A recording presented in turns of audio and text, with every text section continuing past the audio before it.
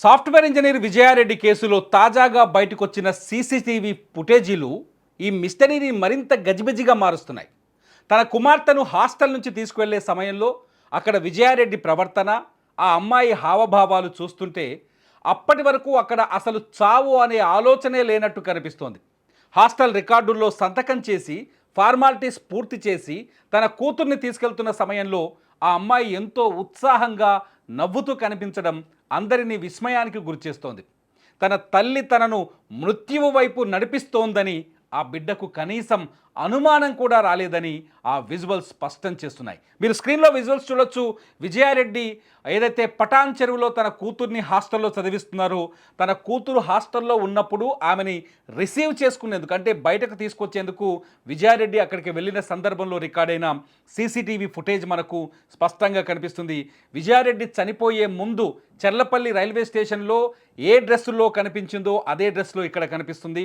విజయారెడ్డితో పాటు తన కొడుకు కూడా విశాల్ రెడ్డి కూడా అక్కడికి వచ్చాడు. ఎక్కడికి? చేతన రెడ్డిని రిసీవ్ చేసుకోవడానికి.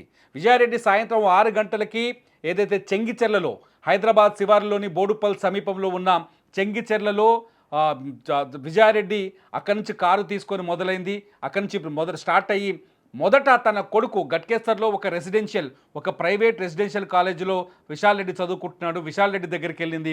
అక్కడికి వెళ్ళి విశాల్ రెడ్డిని హాస్టల్ నుంచి బయటకు తీసుకొచ్చి తన కారులో ఎక్కించుకుంది.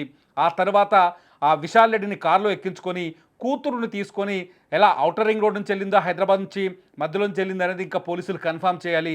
నేరుగా పటాన్ చెరువులో ఉన్న తన కూతురు చదువుతున్న రెసిడెన్షియల్ కాలేజ్ దగ్గరికి వెళ్ళింది. రెసిడెన్షియల్ కాలేజ్ దగ్గరికి వెళ్ళి అక్కడ మీరు స్క్రీన్లో ఫుల్గా వీడియోస్ చూడొచ్చు ఒకసారి.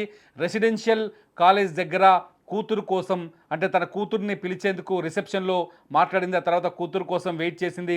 వెయిట్ చేసిన కొద్దిసేపటికే కూతురు వచ్చింది. అక్కడ చూడండి, మనము చేతన్ రెడ్డిని, తల్లి కొడుకు కూతుర్ని ముగ్గురు చూడొచ్చు. కూతురు అక్కడ ఫార్మాలిటీ చేస్తున్న సమయంలో ఆ అమ్మాయి మొహంలో ఎటువంటి ఆలోచన కనిపించట్లేదు. అమ్మ పిలిచింది, వచ్చింది. తల్లి కూతురు ఇద్దరు కలిసి అక్కడ రిజిస్ట్రేషన్లో సిగ్నేచర్ చేసి ముగ్గురు కలిసి ఇక్కడ నుంచి బయలుదేరి వెళ్ళిపోయారు. విజయారెడ్డి అక్కడ కూడా ఆందోళనకరంగా కనిపించలేదు. బిడ్డ కనపడగానే ఏ తల్లి అయితే ప్రేమగా ఎలా తల నుమురుతుందో అలాగే తల నుమురుతూ కనిపించింది. విజయారెడ్డిని చూడగానే ఆ కూతురు చేతన మొహంలో ఆనందం కనిపించింది. ఎందుకంటే హాస్టల్లో ఉండి చదువుకుంటుంది కాబట్టి హాస్టల్లో ఉన్న కూతురు తల్లిని చూస్తే ఆటోమేటిక్గా ఆమెకు సంతోషం కలుగుతుంది. అమ్మ వచ్చింది నా కోసం, అమ్మ నన్ను బయటికి తీసుకెళ్తుంది, అమ్మ అన్న ఇద్దరు అక్కడికి వచ్చారు, మేము బయటికి వెళ్తున్నాం, ఏదో మంచి ట్రీట్ ఉంటుందని అనుకున్నారు. కానీ ఆ ట్రీట్ భయంకరమైన మరణమని వాళ్ళు అంచనా వేయలేకపోయారు.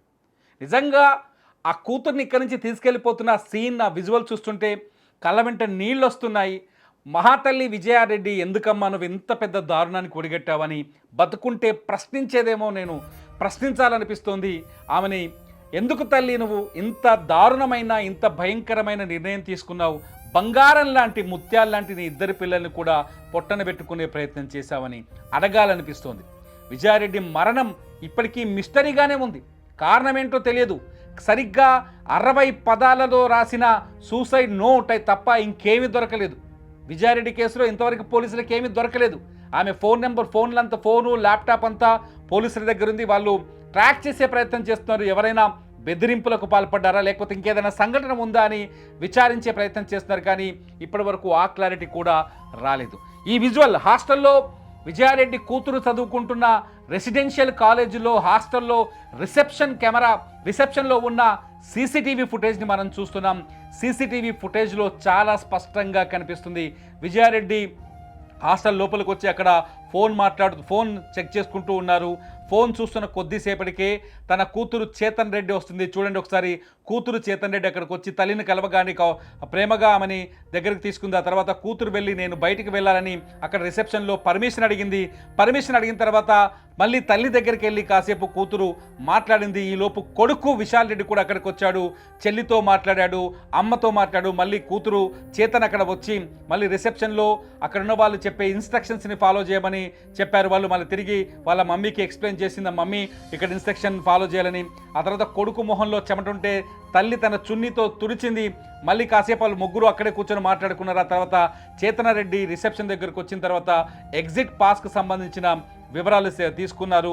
తర్వాత చేతన్ రెడ్డి చేతన అమ్మాయి, ఆ తర్వాత విజయారెడ్డి ఇద్దరు అక్కడ సిగ్నేచర్ చేసి ముగ్గురు కలిసి అక్కడి నుంచి వెళ్ళిపోయారు. ఆ తర్వాత నేరుగా చెర్లపల్లి రైల్వే స్టేషన్ దగ్గరకు వచ్చారు.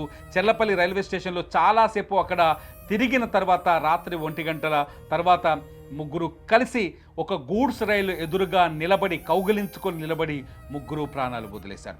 అతిపెద్ద ప్రశ్న ఇక్కడ, చాలా బాధాకరమైన ప్రశ్న, సమాధానం దొరకని ప్రశ్న. ఇప్పటి వరకు అసలు ఆ ఇద్దరు పిల్లల్ని చనిపోదామని విజయారెడ్డి ఎలా కన్విన్స్ చేసింది అని, ఆ ఇద్దరి పిల్లల్ని మనం చనిపోతున్నామని ఎలా ఒప్పించింది. ఒకరి వయసు 16 సంవత్సరాలు, ఇంకొకరి వయసు 17 సంవత్సరాలు. చేతన చిన్నది 16 సంవత్సరాలు, విశాల్ పెద్దోడు 17 సంవత్సరాలు. ఆ ఇద్దరు బిడ్డల్ని ఎలా ఒప్పించింది ఆ తల్లి?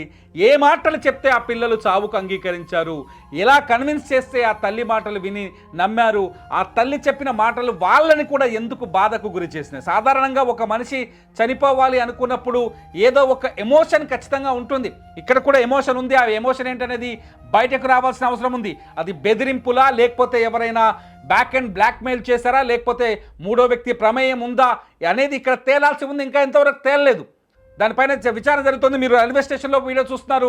హాస్టల్ నుంచి బయలుదేరినప్పుడు ఏ డ్రెస్సుల్లో ఉన్నారో వాళ్ళు రైల్వే స్టేషన్ సీసీ కెమెరాలో ఉన్నప్పుడు కూడా అదే డ్రెస్సుల్లో ఉన్నారు. సాయంత్రం 6 గంటల నుంచే, జనవరి 30వ తేదీ సాయంత్రం 6 గంటల నుంచే వీళ్ళని మృత్యువు ముందుకు నడిపిస్తోంది. మృత్యువు వీళ్ళని తీసుకెళ్ళింది. ఒక్కో అడుగు చావుకు దగ్గర చేసింది. యమపురి వైపు అడుగులు వేయిస్తూ తీసుకెళ్ళింది. నిజంగా ఆ కుటుంబం ఇవాళ కన్నీళ్లు పెట్టుకుంటుంటే, విజయారెడ్డి భర్త సురేందర్ రెడ్డి ఏడుస్తుంటే, వాళ్ళ అత్తమామ ఏడుస్తుంటే, వాళ్ళ అమ్మ ఏడుస్తుంటే, వాళ్ళ తమ్ముడు ఏడుస్తుంటే, నిజంగా విజువల్స్ చూడడానికి కూడా మాకు గుండె ధైర్యం సరిపోవట్లేదు. ఈ వార్తని ఎందుకు పదే పదే మళ్ళీ చెప్తున్నారు మీరు చాలామంది కింద కామెంట్ చేయొచ్చు. కానీ ఇటువంటి నిర్ణయాలు ఎవరు తీసుకోకూడదు. దయచేసి మీకు ఏదైనా కష్టం వస్తే కౌన్సిలింగ్ చేసే వాళ్ళు చాలామంది ఉన్నారు. కనీసం మీ లోకల్ పోలీస్ స్టేషన్ దగ్గరికి వెళ్తే మీకు ఏదైతే ఆ మూమెంట్ ఉందో, ఆత్మహత్య లాంటి ఇటువంటి పిచ్చి ప్రయోగాలు చేయాలనిపించే మూమెంట్స్ ఉన్నాయో, ఆ మూమెంట్స్ నుంచి మిమ్మల్ని బయటికి తీసుకొచ్చే, మీ మనసుని మార్చి మీ కౌన్సిలింగ్ ఇచ్చే వ్యవస్థలు చాలా ఉన్నాయి.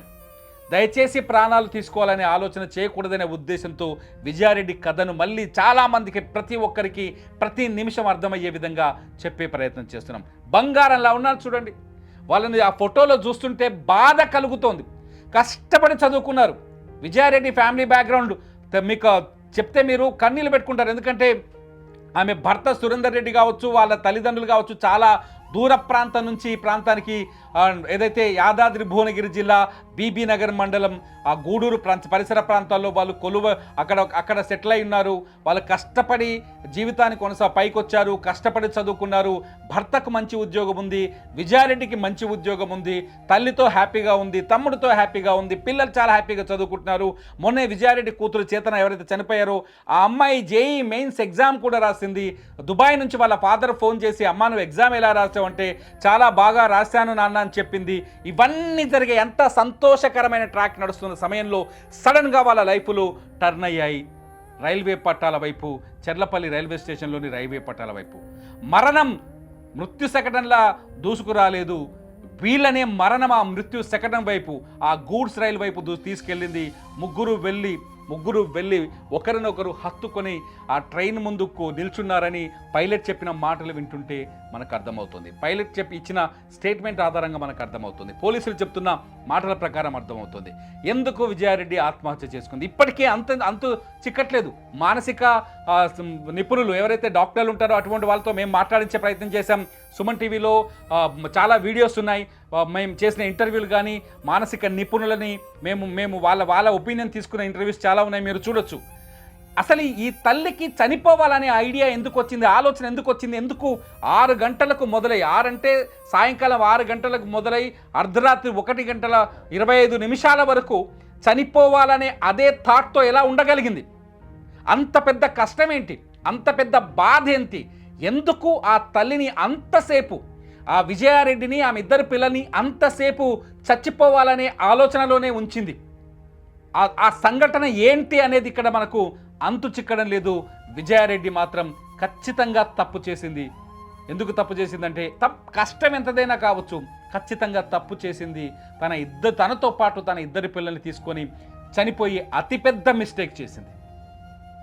ఆ పిల్లలు బతుకున్నా ఇవాళ, తన కష్టం వస్తే తనే సాధారణంగా మానసిక సమస్య ఉన్నా, ఆర్థిక సమస్య ఉన్నా, ఇంట్లో సమస్యలున్నా ఆడవాళ్ళు గతంలో ఉన్న కేసులు ఒకసారి చూస్తే తమను తాము అంతం చేసుకోవాలని ఆలోచిస్తూ ఉంటారు ఎక్కువ మంది. ఫైట్ చేసి చేసి చేసి చేసి అలసిపోయి చివరికి తమను తాము అంతం చేసుకోవాలని ఆలోచిస్తుంటారు. కానీ విజయారెడ్డి తనతో పాటు తన ఇద్దరు పిల్లల్ని కూడా ఎందుకు అంతం చేయాలనుకుందనేది ఇప్పుడు అంతు చిక్కడం లేదు. మీకేమనిపిస్తుంది ఈ దృశ్యాలన్నీ, ఈ వీడియోస్ అన్ని చూస్తుంటే? మీరు కాలేజీలో వీడియోని మళ్ళీ మీరు ఒకసారి మేము చూపించే ప్రయత్నం చేస్తాం. ఒకసారి చూడండి కాలేజీలో వీడియో. అక్కడ చనిపోతామనే ఆలోచన కానీ, చనిపోతామనే బెరుకు కానీ, చనిపోతామనే బాధ కానీ ఎవరిలో లేదు. విజయారెడ్డిలోనే కనిపించట్లేదు. చాలా క్యాజువల్గా కనిపిస్తుంది సీసీ కెమెరాలో. చూడండి ఒకసారి విజువల్. చాలా క్యాజువల్గా, ఇక్కడ జనమంతా ఉన్నారు చుట్టూ, అక్కడే అదే హాస్టల్లో రిసెప్షన్లో చాలా క్యాజువల్గా ఫోన్ చూస్తూ కనిపిస్తుంది. కూతురు కోసం ఎదురు చూస్తుంది. అప్పటికే కొడుకుని గట్కేస్తారు నుంచి కారులో ఎక్కించుకొని పడాన్ చెరువుకు వచ్చిందనమాట. కొడుకు కూడా వచ్చాడు. అక్కడ ఒక చేతన అమ్మాయి వచ్చిన తర్వాత మాట్లాడింది చాలా క్యాజువల్గా. చూడండి ఎంత సింపుల్గా మాట్లాడిందో. సింపుల్గా మాట్లాడింది. అక్కడి నుంచి మళ్ళీ కూతురు దగ్గరికి వచ్చిన తర్వాత చాలా సింపుల్గానే ఉంది. ఆ పాపకి అప్పుడు తెలియదు. తన విచిత్రమైన విషయం ఏంటంటే ఇక్కడ ఆ ఇద్దరు పిల్లలకు తల్లి తమను తీసుకెళ్ళి చంపబోతుందనే విషయం తెలియదు. ఆ ఇద్దరు పిల్లలకు తెలియదు. అప్పటికి నాకు మన పోలీసుల అంచనా ప్రకారం హాస్టల్ నుంచి ఇద్దరు పిల్లల్ని బయటకు ఎందుకు తీసుకొచ్చిందో ఆ ఇద్దరు పిల్లలకు తెలియదు. ఆమె ఇద్దరి పిల్లల్ని తీసుకెళ్ళి చంపబోతుంది, వాళ్ళతో పాటు తను చనిపోబోతుందనే ఈ విషయం ఎవరికీ తెలియదు. ఆ పిల్లలకు తెలియదు కాబట్టి చూడండి ఆ పాప ఎంత నార్మల్గా ఉందో. బంగారు తల్లి ఇప్పుడు బతికి లేదు. ఆ బంగారు తల్లిని గుర్తు చేసుకుంటే కన్నీళ్ళు వస్తున్నాయి. దయచేసి తల్లిదండ్రులకు కానీ ఎవరికైనా మీ ఎమోషన్స్ ఉంటే దయచేసి ఇటువంటి నిర్ణయాలు తీసుకోవద్దనేది నా విజ్ఞప్తి. మీరేం చెప్తారు? ప్రేక్షకులుగా మీ అభిప్రాయాన్ని ఖచ్చితంగా ఈ వీడియో కింద రాయండి. తల్లిదండ్రులకి ఖచ్చితంగా మీరు ఒక మంచి సందేశాన్ని ఇస్తారు మీ మెసేజ్ ద్వారా నేను ఆశిస్తున్నాను. అప్డేట్స్ కోసం చూస్తూనే ఉండండి సుమన్ టీవీ. చెర్రి తల్లి, చిట్టు తల్లి.